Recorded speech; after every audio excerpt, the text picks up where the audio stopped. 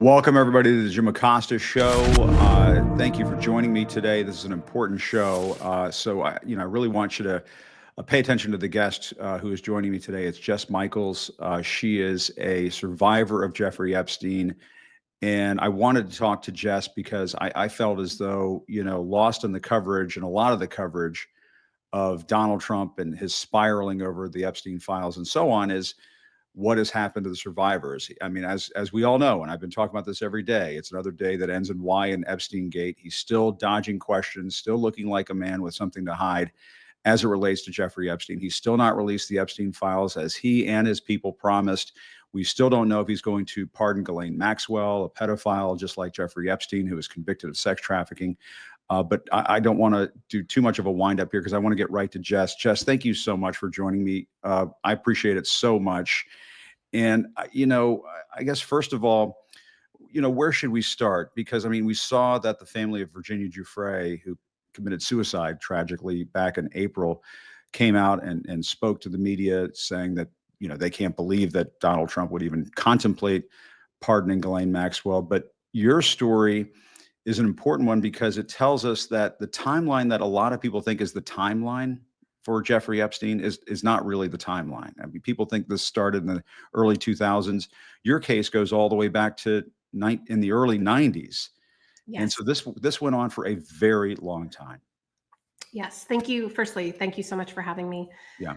Yes. Right. And it's something that I actually put in my bio. I'm a 1991 Jeffrey Epstein survivor. And I say that because I want people to think twice about how long this has actually been going on. Shockingly, no one comments on it. Yeah. It just gets missed. Yeah.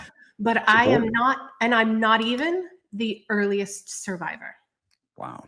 I'm just the earliest publicly known survivor. So I will say that. And the big question that I get across social media, and it's a fair question to ask because I think it's a great way to educate people and start to understand why things happen. Why am I speaking up now? Like, why am I talking about this now?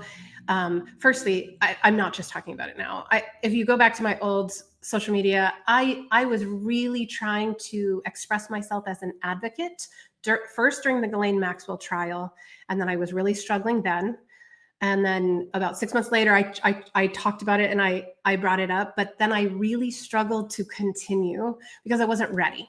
And I almost took all of those videos down because now they feel cringy. I was like, oh, I was really struggling, but I leave them up because they're a reminder of how far I've come in my ability to heal that part of the brain that gets damaged when you can't speak about a trauma like this. So one of the reasons I'm speaking about this is because of it. For me, it's an achievement in how much I've healed, that I can sit here and I can talk with you about this. The other reason I'm speaking up right now is that as I went through my healing process and I really started to understand the degree of damage done to me physically, emotionally, intellectually, how much it destroyed my quality of life for 30 years. I didn't want that to happen to anybody else. And so, and because survivors can struggle to get to that level of healing with their words, being able to express that emotional experience, that physical experience, and us being unable to connect that, oh, wait, sexual assault is an injury first before it's a crime. Like there's an injury happening, an invisible injury. Just because you can't see the blood doesn't mean there's not an injury happening in that moment when someone shares with you that that's what happened. So that was really important to me. But Jim, this is the fascinating thing that I think people don't realize. One of the reasons PTSD thrives, and I don't know if you saw my Katie Couric interview, where I really prefer post-traumatic stress injury, but because everybody understands the word PTSD and that's what all the research is in, I'm going to say that word uncomfortably, but just know I'm talking about the injury after a traumatic event, not that there's something wrong with me. Right. Sexual assault survivors experience higher rates of post-traumatic stress disorder than any other tragedy. Wow. And that is across, we're talking about natural natural disasters. We're talking fire. We're talking about any type of trauma that you can imagine, sexual harm, that broken barrier. It Yes. creates more post-traumatic stress disorder than any other injury, not because of the event. And that's what people don't Mm. understand. Trauma is not just the event. It's the absence of an empathetic witness. Wow. That's Peter Levine. He's a trauma researcher. Wow. So higher rates, that's across many studies. But where I found another study that was really fascinating because they went deep, it was actually the Pentagon Inspector General's Managerial Fiscal Report of 2020. They share in this managerial report that women who are sexually assaulted in the military experience 45% post-traumatic stress disorder. Men who experience sexual assault in the military experience 68%. 68% experience post-traumatic stress disorder. Wow. Combat veterans, 38. Wow. So it is, even among combat veterans, it is higher for sexual assault survivors. That's remarkable. And I don't think people understand that. No, they don't. Yeah. And they don't understand because they don't understand that the other thing that happens in my comments is proof. We need proof. We need evidence. We need, you're lying. You don't need proof, Jim, for me to tell you I was raped, for you to sit there and be an empathetic witness and hear me. You don't need proof. You don't need details for me to tell you I was harmed. You can just believe someone when they're telling you they're harmed. Then we can worry about getting to justice. That was also one of the reasons why I'm speaking now. When I started to learn what PTSD did to my body and the prevalence among sexual assault survivors. Well, and the other thing, Jess, that is important in all of this is that there are aspects of your case, what happened to you, the injury, the trauma that was inflicted upon you, and what took place with the other survivors and victims of Jeffrey Epstein.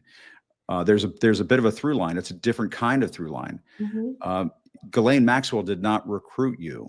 No. There was somebody else. Yep. But it does show that there's some consistency in many of these cases. Can you tell us about that?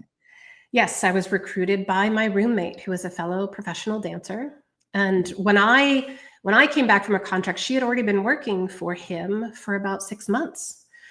What I know about her is that I found out through a mutual friend that she continued working for him at the very, potentially end of her career with him was 1998. But we don't know because we didn't hear from her again. After that, we don't know what she did after that. We don't know. No one has connected those dots yet. But that's 8 years of doing that. And she had only been working for him for 6 months when she was already recruiting. And I found out from that mutual friend that was a roommate of hers afterwards that she had tried to recruit that girl too. So there was a pattern of behavior that started way before Ghislaine Maxwell came along. And it's almost as though he had a system. There was a system.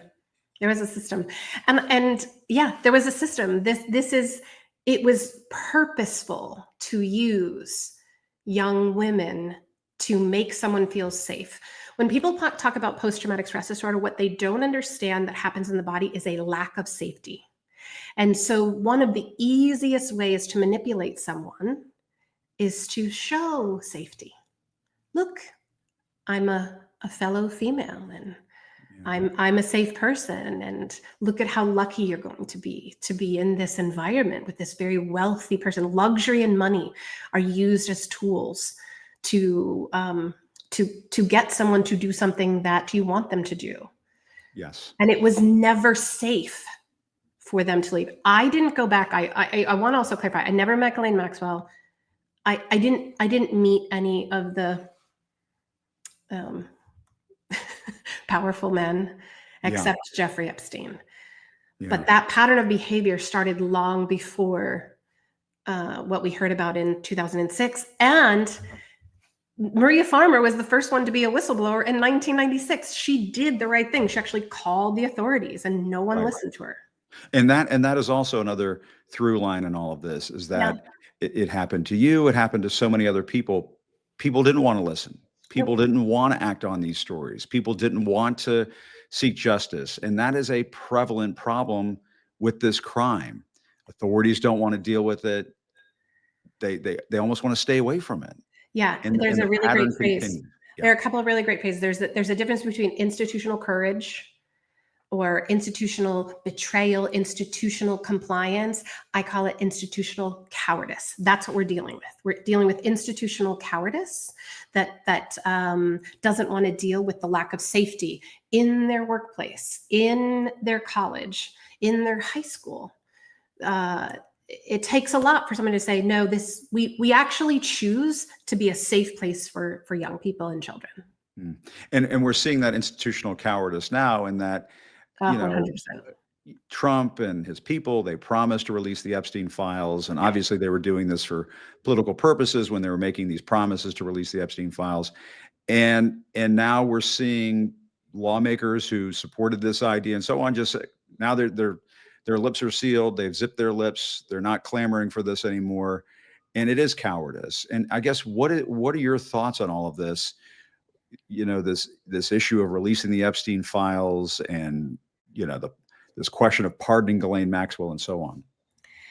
I think what we're seeing here is, on a national level, an example of what happens every single day in every town, in every state in our country, that this issue is not considered an injury. There's not any responsibility taken for this issue. There is negligence on every level, and we're seeing it. Like, it's no longer us survivors are just being dramatic. No, it's actually happening right now. So it's not, Epstein survivors are devastated. Feels like a slap in the face to the women that came forward so bravely, so many times since 1996. But it's proof that it was never us that was the problem. Right. And I guess when you hear Trump, the other day saying that the reason why he severed ties with Jeffrey Epstein is because Jeffrey Epstein, he says, stole an employee from his spa at Mar-a-Lago. And he says, yes, I think that's Virginia Giuffre. Let's play a little bit of that clip, and I just want to get you to react to that. Yeah. We took people that worked for me, and I told him don't do it anymore, and he did it. And I said, stay the hell out of here. Mr. President, did one of those stolen, persons, that include Virginia Jeffrey? I don't know. I think she worked at the spa. I think so. I think that was one of the people. Yeah. He stole her. When you hear that line, he stole her, what goes through your mind?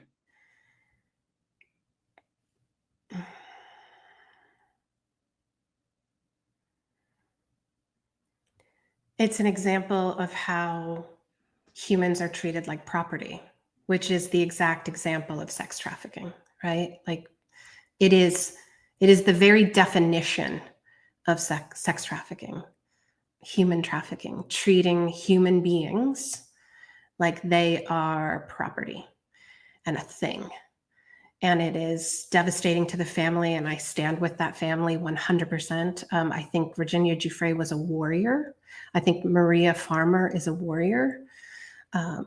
All the 4 women that testified against Ghislaine Maxwell, all of the women that spoke out for Julie K. Brown's article, and then in the documentaries to try to get attention to this. And at this stage, decades later, to still just call women property in 2025 it would be laughable if it weren't so painful. Yeah. And the sad and tragic thing in all of this, Jess, is, I was watching that Netflix documentary on this, and these young girls were treated like property. They were treated like sex workers.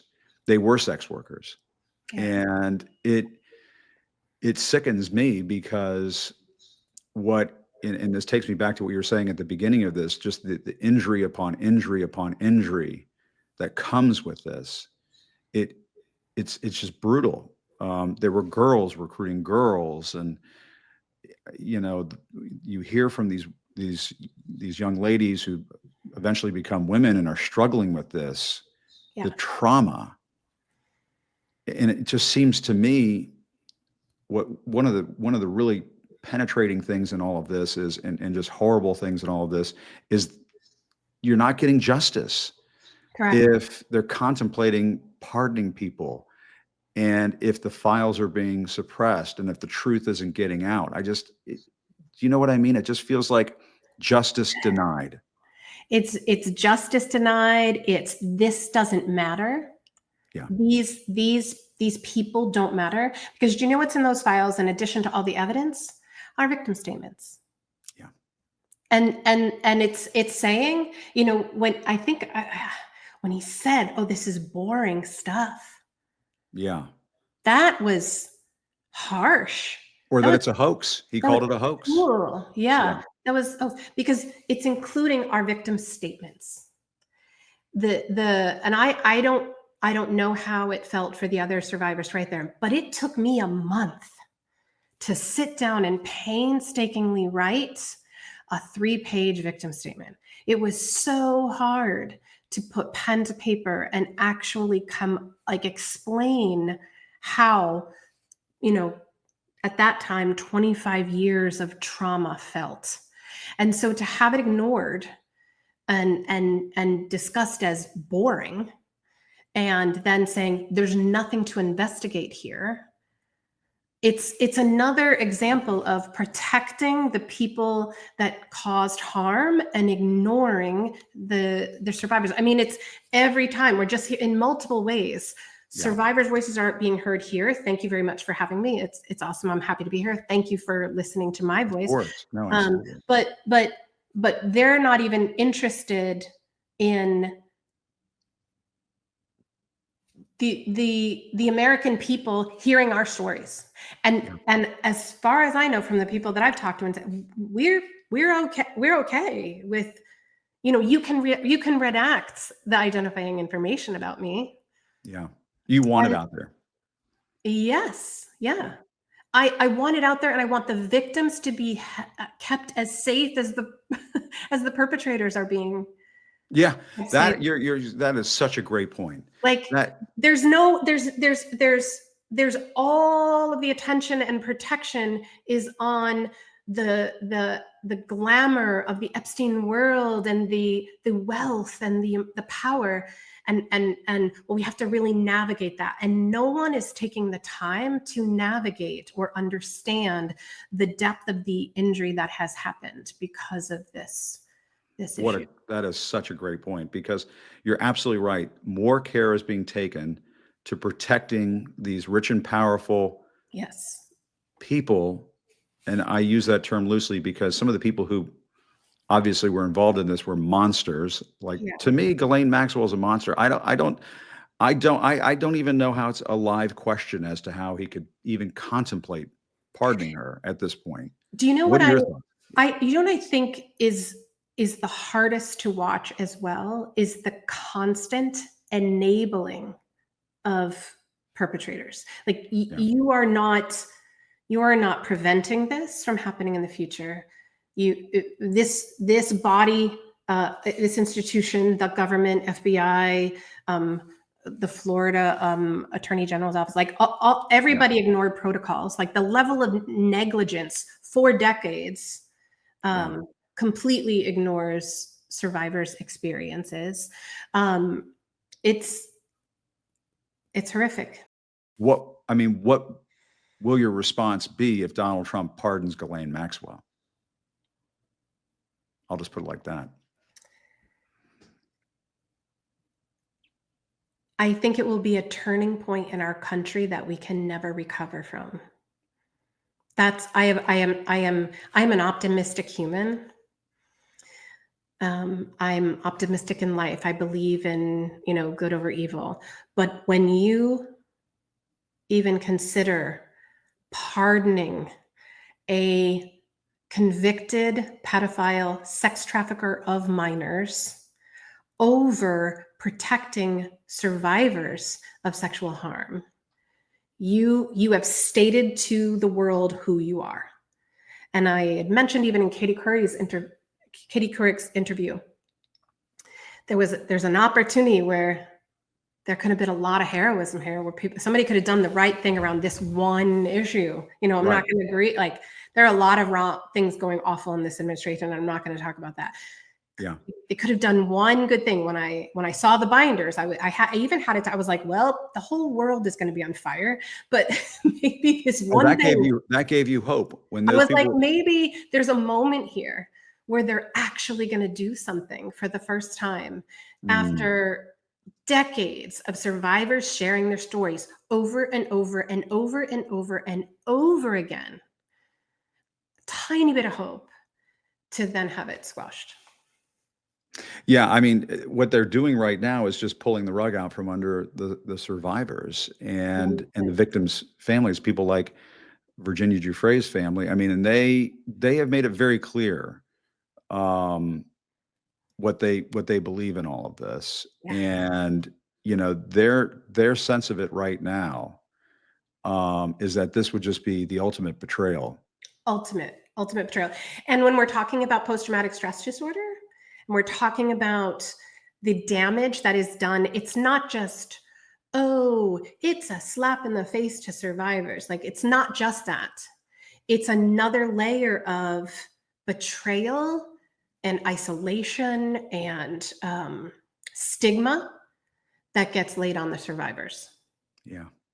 It's a deepening, and it's like it deepens the wound, and it throws a bunch of toxic bacteria in it so that it just festers and gets worse and worse and worse. So it's really hard to heal when you don't have an empathetic witness, right? Like, as I explained, trauma is not the event, it's the absence of an empathetic witness. Well, closing the files and releasing a pedophile is the exact opposite of empathetically witnessing what's happening.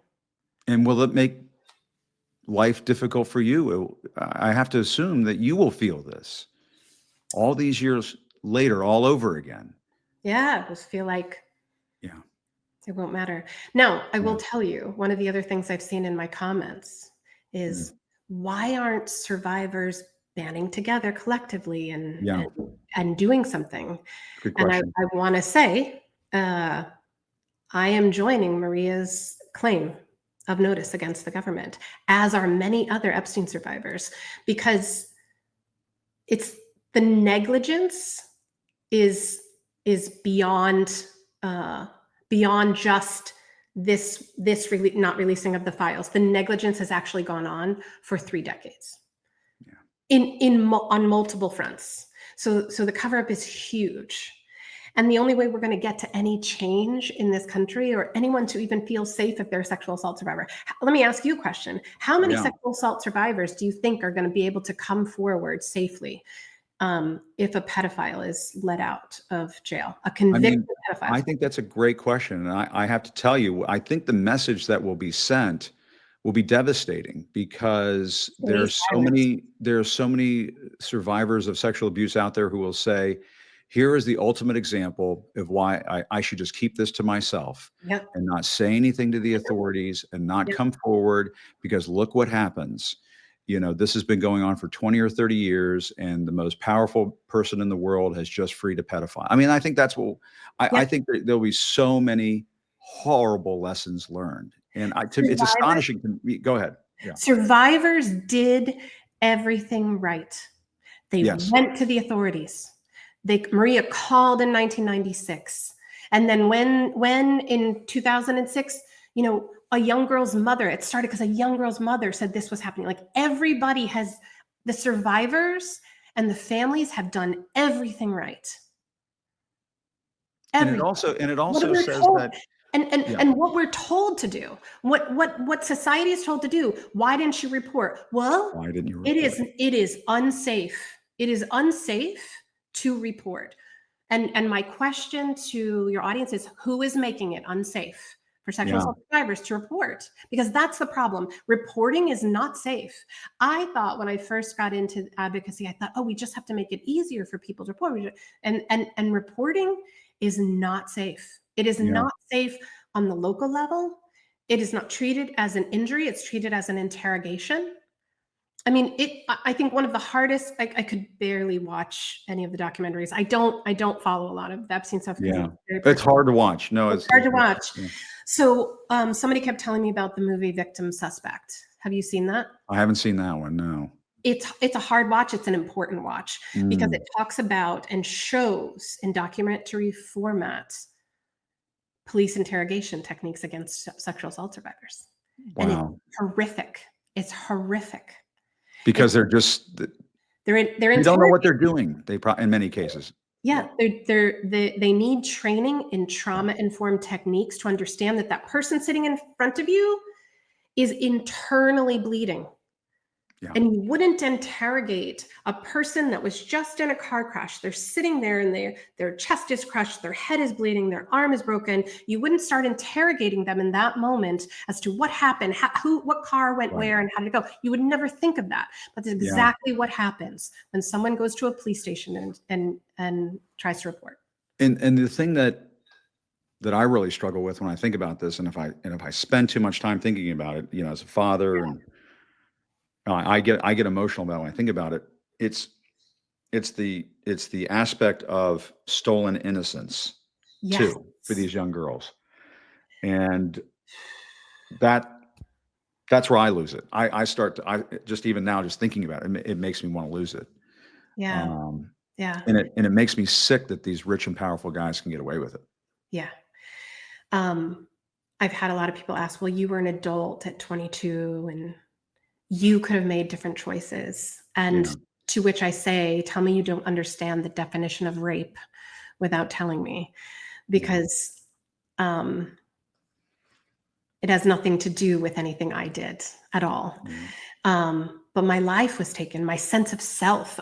They call it a soul death. Like I've heard it called like a soul, like a part of my sense of being in the world was destroyed at a pivotal moment in my life when I was just launching into the world, gaining my confidence, developing my ability to be successful in the world, and it was crushed, absolutely crushed.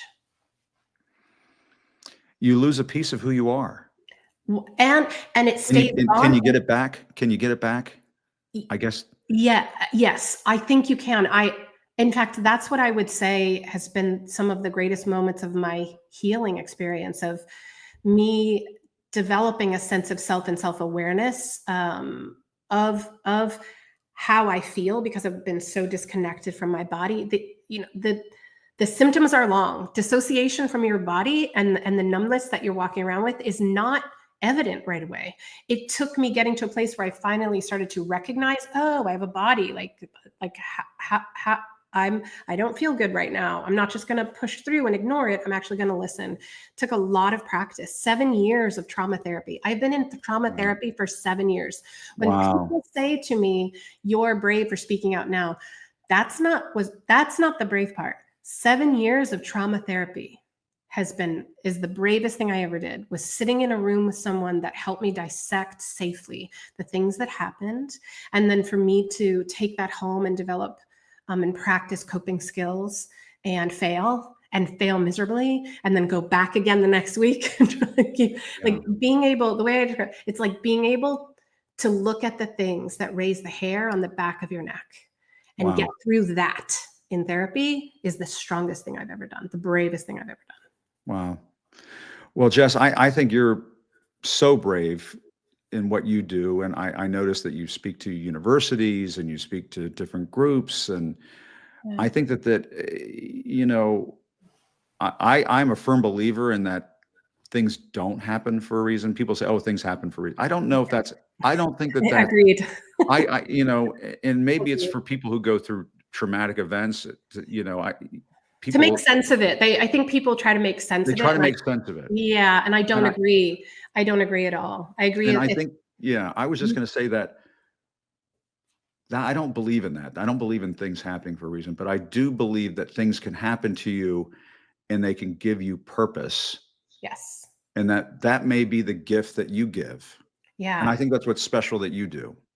I feel like because I love language and I love to educate, that's who I am at my core, Yeah. that going through this and recognizing and learning over 7 years, oh, that's what I wasn't broken. That's what my body did. And being able to then Yeah. convey that creates a sense of relatability and understanding. That's what I've seen in my comments. Can I tell you one last story that I Please. want Yeah. to share this No, with you? Because no. this was really impactful to me. And it goes back to the idea of like, what needs to change? I think one thing that needs to change is going through filing this lawsuit with the government. They need to be held accountable for their Yeah. negligence. That's the only way we get institutional change, right? That's one way we get institutional change. But we have to change our culture. So I saw this incredible TikTok by a teacher, and it was that teacher point of view, and he's talking to his class, and he says, Yeah. okay, what is the main cause of rape for women aged 18 to say 24? And the group of kids is giving thoughtful answers like, well, the brain isn't developed before 25. They're drinking now, like, so they're not making the best choices. And they're going through all these really thoughtful responses. Yeah. And it says, no, the main cause of a young woman getting raped is a rapist. Yes. And the frustrating part about that is that TikTok got millions of views because it was such a light bulb moment for everyone. That's how much our culture has to change. That there is no clear. Everyone focuses on the survivor's guilt and the perpetrator's innocence. I think that's remarkable. And we all get those moments of epiphany. And that is a good one too, because, and it goes to the heart of what we're dealing with right now. The Yeah. people responsible for this need to be held accountable. Exactly. That's all we're asking. And the survivors that are there bravely trying to make that happen. So we as a society have to rally behind the survivor. I don't know why this is a difficult concept for people. Yeah. It's because they still blame victims for it. That's why. I think that there's some movement with this issue. That's why it's a really incredible moment. It's devastating at the same time that it's a really beautiful moment where people are finally listening and asking to hear survivor stories. But 4 weeks ago, they weren't. Everybody was so into Epstein and the files and the politics of it all. But I have to ask your audience a question. Who would want Ghislaine Maxwell in their neighborhood? Bingo. Nobody. Not in my backyard. Would you want her as your neighbor in Of course, your town? I 100% agree with you. And I think that's what's lost in all of this. And they think that they can kick the can down the road and delay dealing with this. And I suppose he may not do this right away. He'll wait until an opportune moment when maybe the public is focused on something else. But there needs to be accountability. Yes. If this happens, in my view. But 100%, I agree with you. Yep. Jess, I feel like we could keep doing this. I know. Over and for hours. If we could, let's continue the conversation. And I would love if you could come back when we need you to come back. It would be amazing because I think you're an advocate and you're an articulate, forceful advocate. And I think that's what we need right now. You know, I can ask politicians about it and stuff like that. That's okay. But I think we need more of you, if that's okay for me to say. But thank you. I appreciate that, Jim, and you call me anytime. I've got, I've kind of turned into a neuroscience geek. So I'm really excited about talking about like the brain and the nervous system and how this actually impacts all of us. And because I think that's also the only way it's going to change is if we really start to believe that there's an injury. Yeah. Thank you, Jess. I appreciate it. It's such a powerful message. Thank you, Jim. And make sure you check out Jess online, and we'll put up some info for where folks can find you on social media and so on, and so they can hear your message. Thank you, Jess. Appreciate it. Thank you. All right. Good to see you. Wow. I mean, Jess, we need to hear from people like Jess Michaels. What she has to say is just absolutely powerful. And I think she makes an amazing point that what's been lost in all of this are the survivors and their stories and what they've been through and the injury, as Jess puts it, the injury that they've been through. I want to switch gears and talk to my buddy Harry Dunn, um, and because I want to get into something that's just deeply important to me, and that is this attempt that's going on right now here in Washington to erase history, to whitewash history, in particular what took place on January 6th. Yeah, if we can bring in Harry, let's bring in Harry. Um, and there's just an incredible story in the Washington Post today I want to talk to Harry about. Harry, how are you? Good to see you, my friend. Hey, Jim, how's it going, my friend? Well, I have to tell you, I was just speaking with this wonderful person, Jess Michaels.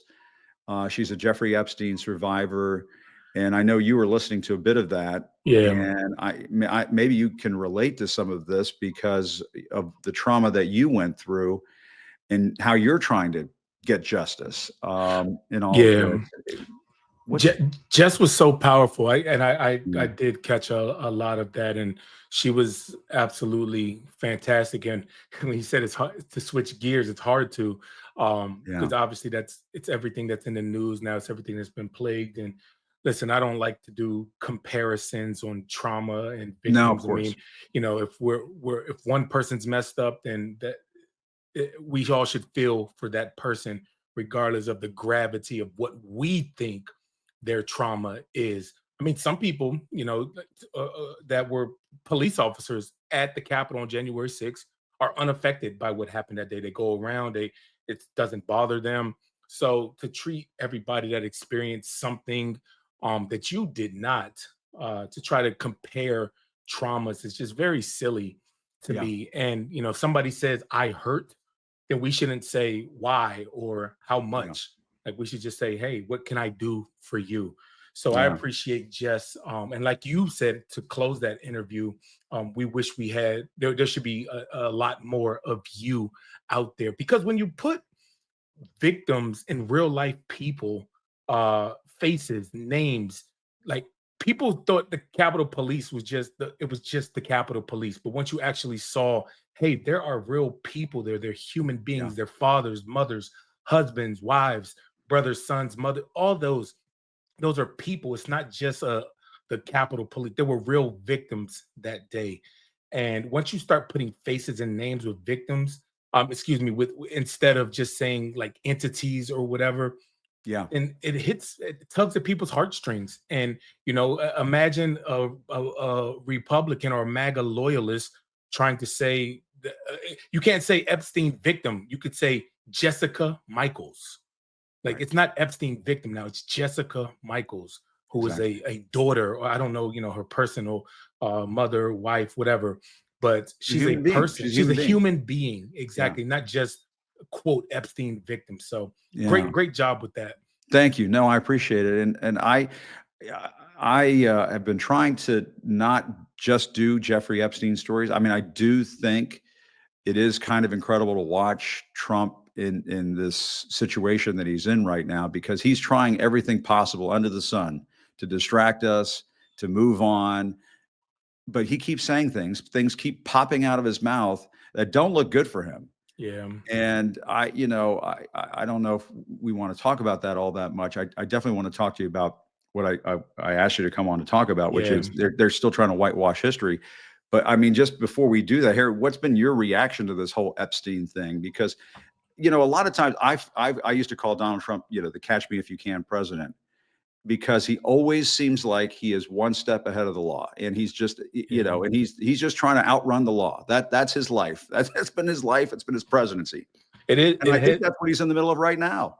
That's exactly what he's doing right now. It's everything. It's like, dang, just technicality this, or this and that. And now if you look at what he's doing with trying to stack the courts and the administrations and change these institutions that will favor him, he's playing chess, honestly. And you know, I despise the man, you know, and I hold him personally accountable for what happened to me and my coworkers. And everybody else that was affected on January 6th, and not just January 6th, everything that he's done to dismantle all these immigrants and USAID and the veterans benefits and Medicaid. It just, so the list goes on and on and on. Well, and and the on. fact that he would even think about pardoning Ghislaine Maxwell, and it wasn't that long. I mean, it's only been 5 or 6 months, 6 months since he pardoned all the January 6 criminals.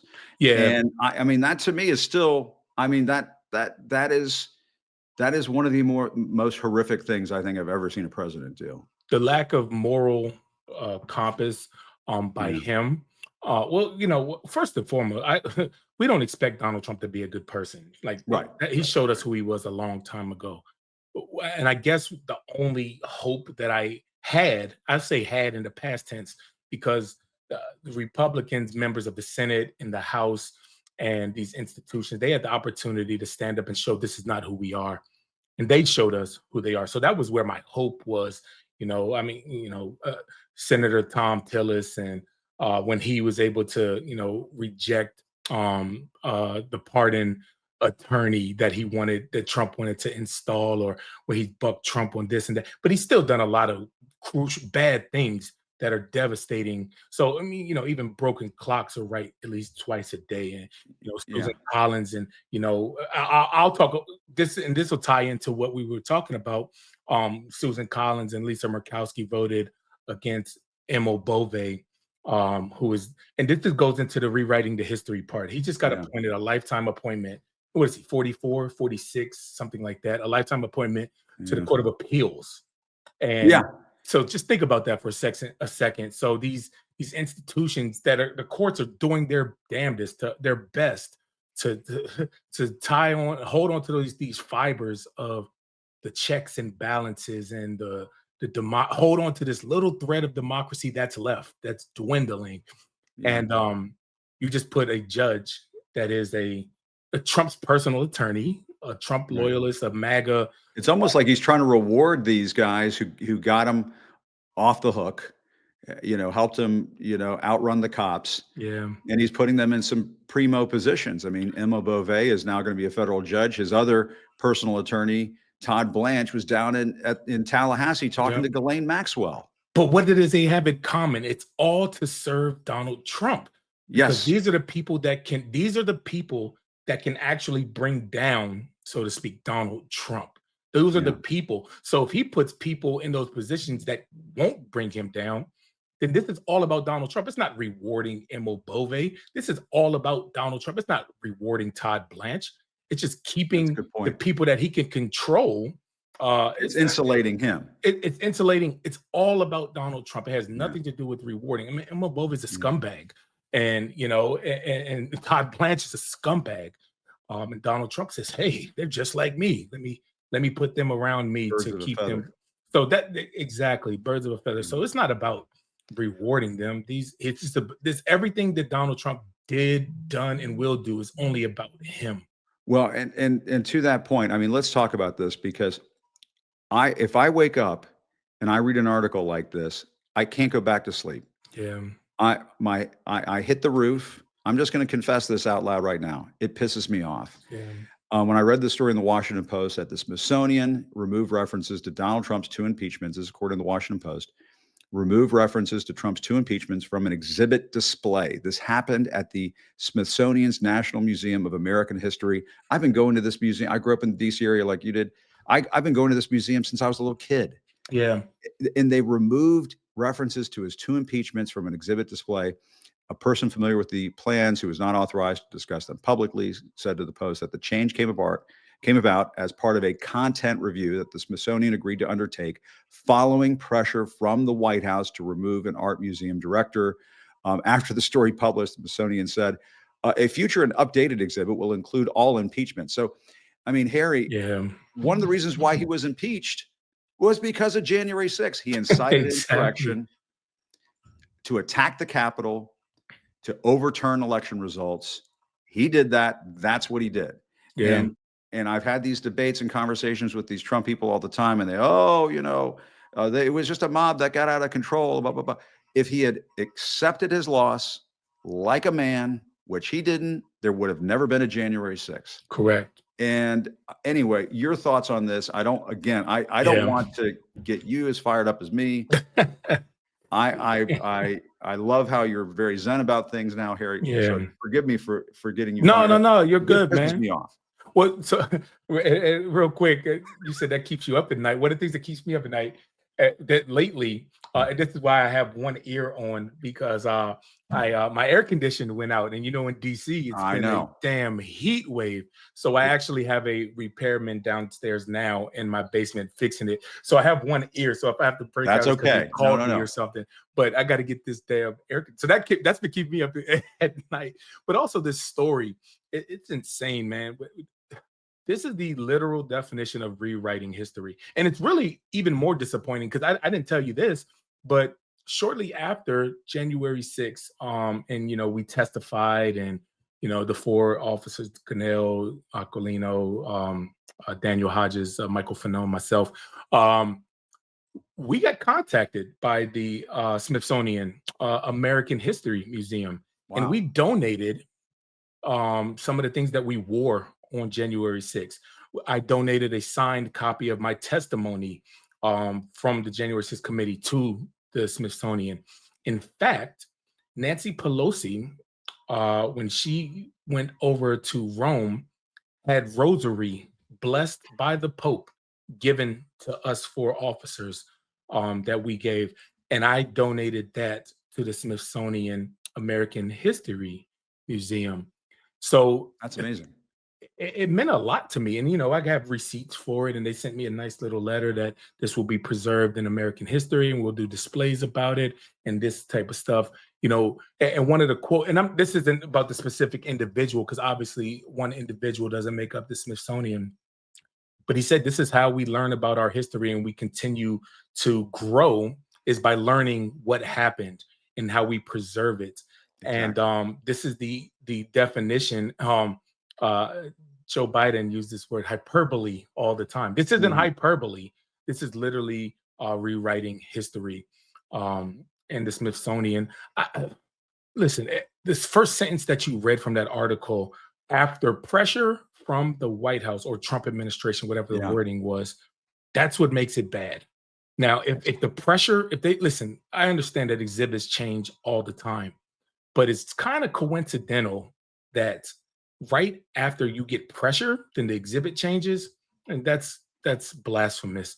It's kind of like the Mint, the U.S. Mint, earlier in the year when Trump got when he was sworn in, the U.S. Mint took down the January 6th congressional gold medal off of their website, and only after outrage, it was brought to our attention by a couple of journalists, and Daniel Hodges wrote I don't know if he did an op-ed or something, but it got a lot of traction, and it was right back up a couple weeks after the outrage, where so many of your listeners and my followers and supporters, thank you all for that. But it was right back on the website. But they try to quietly do this type of stuff, and Donald Trump wants to go down in history as the greatest leader ever, instead of being the 34-time convicted felon insurrectionist. I'm trying to do my Nicole Wallace rant, where how she introduced herself liable for sexual assault, 34 disgraced, impeached twice. Like, I mean, I like when she does that too. It's fantastic when she does it, because she's calling. I mean, she's not lying. So yeah, but I think part of the reason why they do it, Harry, is because they're ashamed. Yeah, they're ashamed of themselves, and maybe Donald Trump is not ashamed of himself. But I do think there are people who work under him who are ashamed of themselves. They're going to have to live with this. I mean, these younger people. I mean, going back to these Epstein files with Dan Bongino, the mess that he's stepped in, and he's posting all these cryptic messages and stuff where I can't believe the stuff that we're on. Okay, then why can't we see it? Yeah. Like, okay, share. Like, that's the thing. Like, everybody would say, "Oh, now the Democrats care." No, listen. This is what y'all said. This was y'all promise. They said they promised this. So what's up? Keep your word. What's up?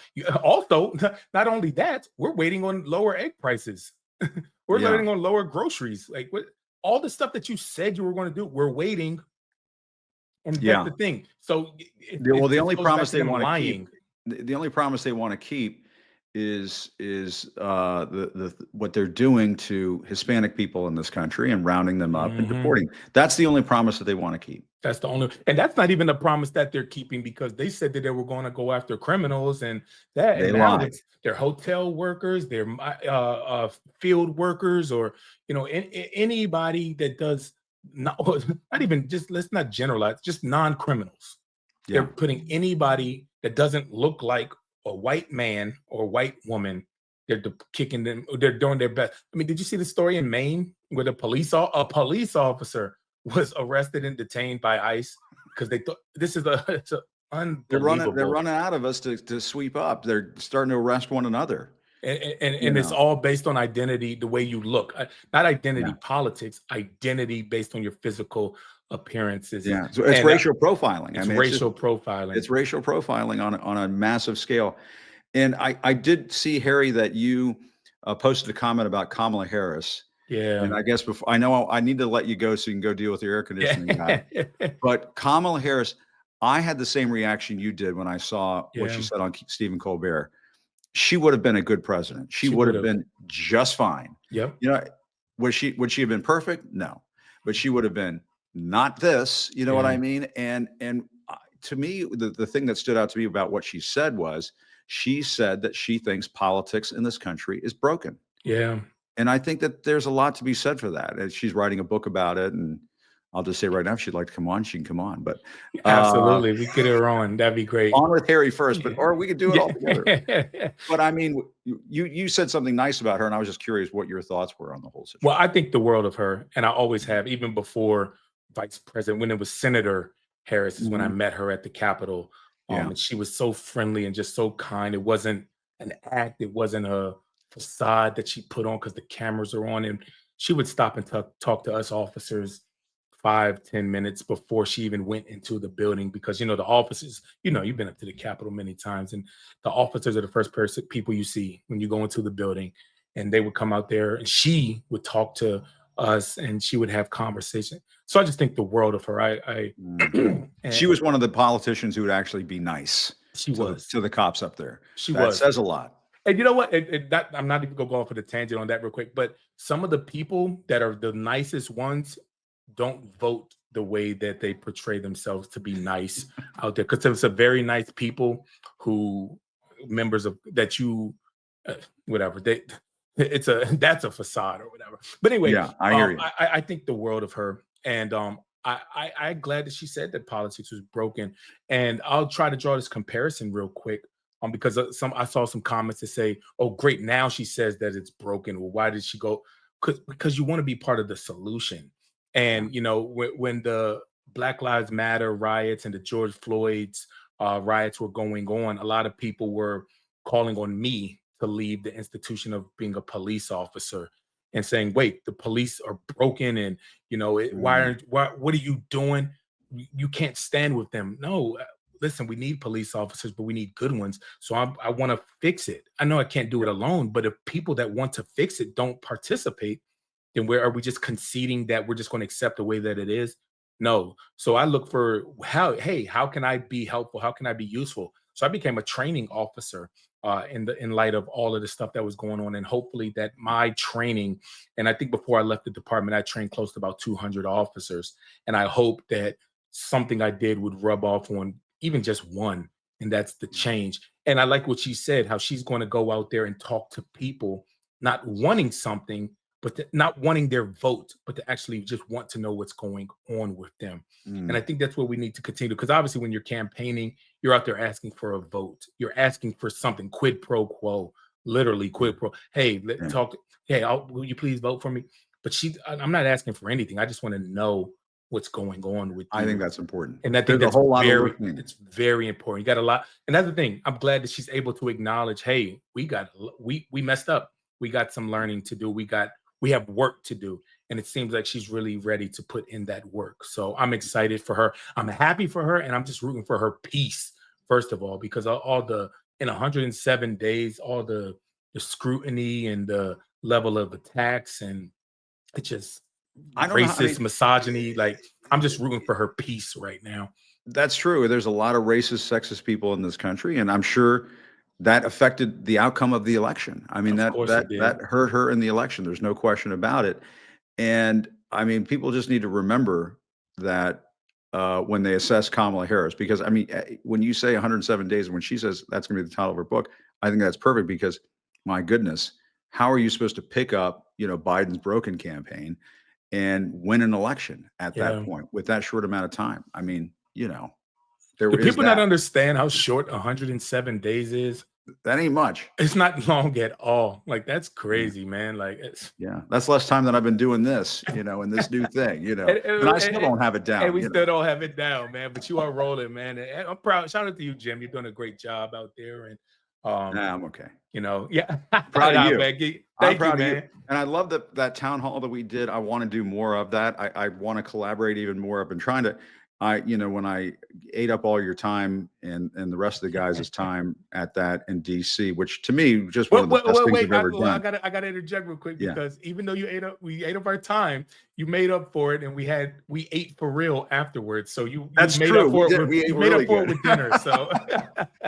We ate really good. We did. But no, I will say, like, I love the town hall thing. I last weekend I was in Iowa and I was in Nebraska, out there talking to voters, talking to getting people encouraged. And when I do these talks out there, I try to provide a message of resilience, not just not necessarily hope, but hey, you know what? I don't gaslight people. And everybody says, hey, we'll get through this. We're going to be okay. I don't know. None of us know if we're going to make it through this. None of us know. We hope. But I do know that if we do not stand up and do something, then we absolutely will not make it through this.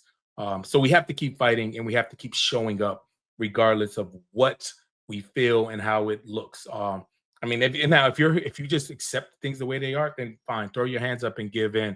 But I always tell people, look, I have been through hell, so much to the fact that Joe Biden felt the need to give me a pardon to protect me from this unhinged man in the White House, so much that he gave me that. So I've been through hell and I haven't quit. And I'm just asking you don't quit either. The day you see me quit, y'all can quit. Spoiler alert, I'm not quitting. So And I'm glad to see it. I'm Yeah, glad to man. see it. And like they say, when you're going through hell, keep going.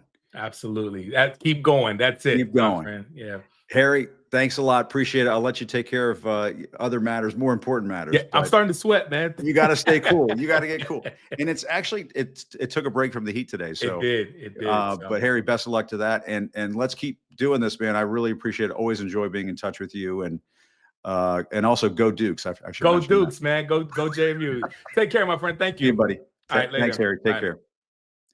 Wow, what a great closing message from Harry Dunn there at the end. I think it ties back to what we were hearing from Jess Michaels at the beginning of this as well. There is something to be said for resilience. That's just what a great word to end the week on. Harry's message of resilience. I do think now I'm a big believer in hope, and as I like to say, I don't say it. It was said in Rogue One because I'm a Star Wars nerd and I know this. All rebellions are built on hope, but they're also built on resilience. And Harry has, I think, hit the nail right on the head at the end of this week. I hope you are being resilient. I hope you understand what resilience means. It means that there are good days, there are bad days. There are some days where it's 2 steps forward and 1 step back, and there are days when it's 1 step forward and 2 steps back. And it's not all moving in a straight line. And there's that line about the long arc of history bending towards justice. That takes time. And so in the meantime, you have to be resilient. You have to show resilience. And I think that ties back to, I guess, Jess's message of what she was saying earlier on in the program, what the survivors of Jeffrey Epstein have had to endure, the families of the victims of Jeffrey Epstein have had to endure.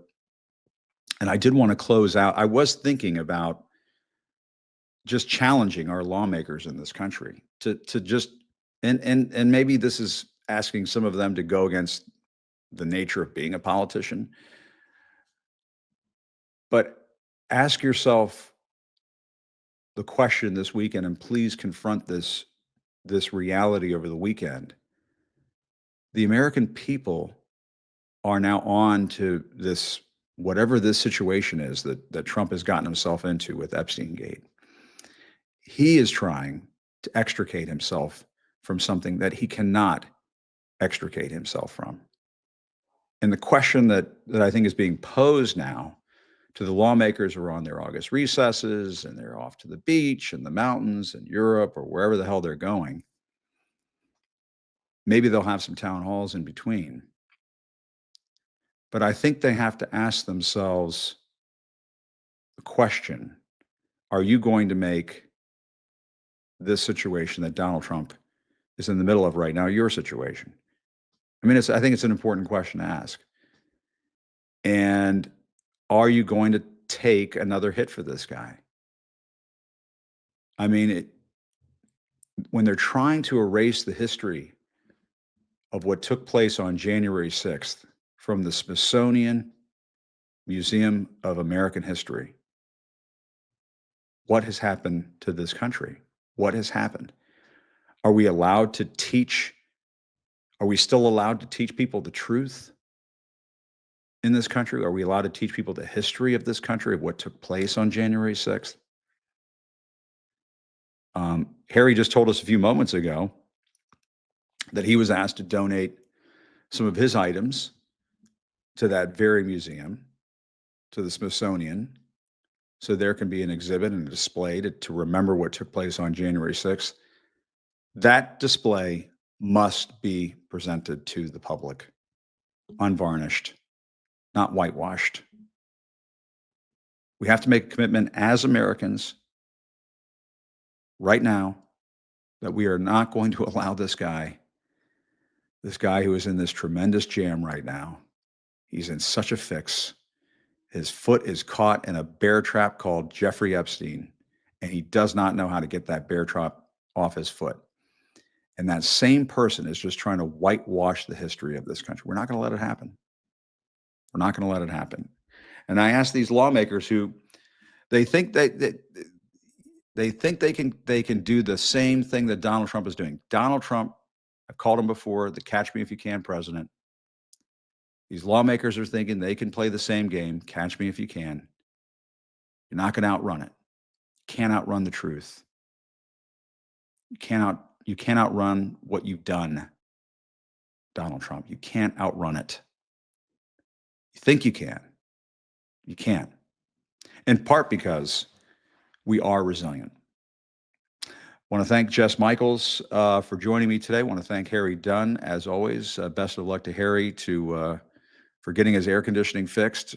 I hope everybody out there has some air conditioning, although it's cooling down a little bit here on the East Coast. But I hope everybody's having a great summer, having a great August so far. Really appreciate everybody watching. Thanks again for tuning in. Still reporting from Washington, I'm Jim Acosta. Have a great day.